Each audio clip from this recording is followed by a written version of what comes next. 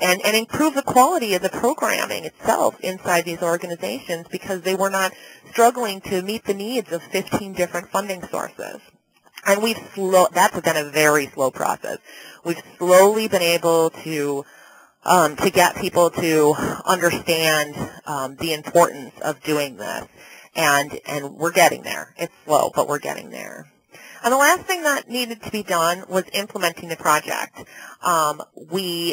After the pilot is over, we begin what we call the benchmarking stage. Data is collected throughout that year so that we have a benchmark number. And we wanted them to see that their hard work had paid off. And it has. A comparison was done between our older youth and our younger youth.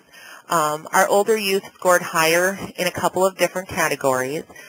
Let me say first that we had two surveys, because we had, in our youth development programs, we had kids from about 9 years of age to 20. And we knew that there were some questions on the survey that needed to have a different language than for younger youth than older youth. And so our outcomes and indicators remained the same, except that the language was more friendly. And I'm not going to go through every one of these things. I see we have about a half an hour left.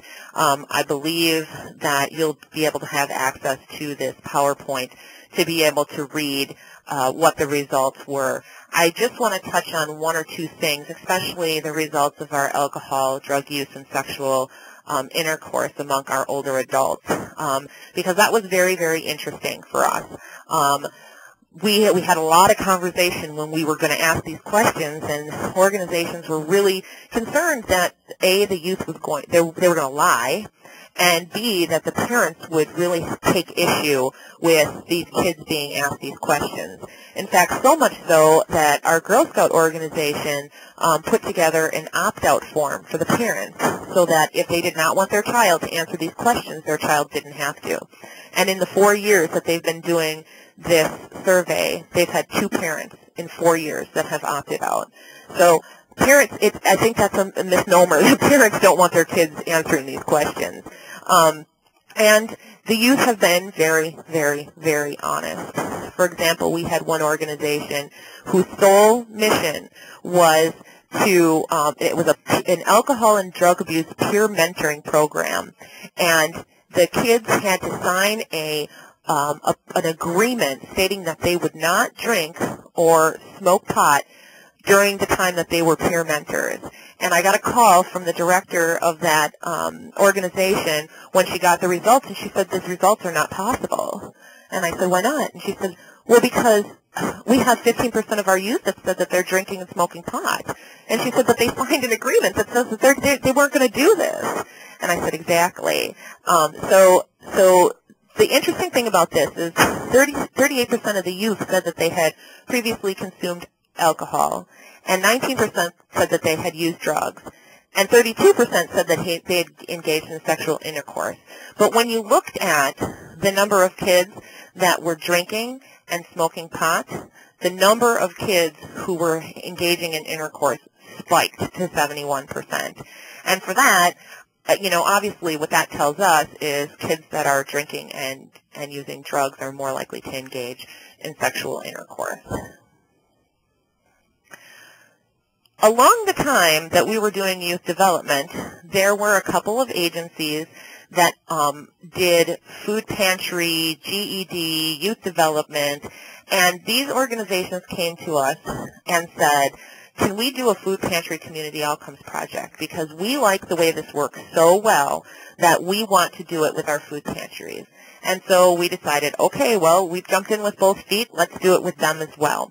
So we did it with our food pantry organizations, and I would say our food pantry organizations are probably the most successful that we have because they struggled so much with trying to tell their story. They simply would say whether or not they had met the 3 to 5 day food supply for their clients. And they kept saying, but we do more than that. It's not just about handing a bag of food over to someone, but we don't know how to tell our story. And so they came up with 4 outcomes, which continue to be measured. Emergency food needs, we decided we had to have that outcome because that is really the mission of their organization. But resource referral, which has become a staple across all of our outcomes projects. That resource referral is very, very important. No one organization can take care of everyone's needs, and they have to have a good, strong resource referral system in place. And then something very, very important, but we can't figure out a good name for, which is alternative use of saved financial resources, which basically means that if you're coming to the food pantry, what are you spending the money you're saving on? And it's been amazing, the results we've gotten, such as rent, utilities, baby food, things that they can't get from the food pantry. And our last outcome was on healthy eating habits. A lot of our organizations, our food pantries, really focus on fresh produce, giving recipes to organization or to clients so that they have a better understanding. So many clients of food pantries have weight problems, and it's because it's so much easier to go to, and cheaper, frankly, to go to McDonald's and get 3 things off the dollar menu than to go to the grocery store and get fresh produce that you may not know what to do with. So these were really important for our food pantries, and our food pantries love this project. And again, I'm not going to go through the results of all of this. You'll be able to see those at a different time, but they've been really, really a crucial component to our community outcomes project. The other community outcomes project that we did within the first year was our domestic violence organizations.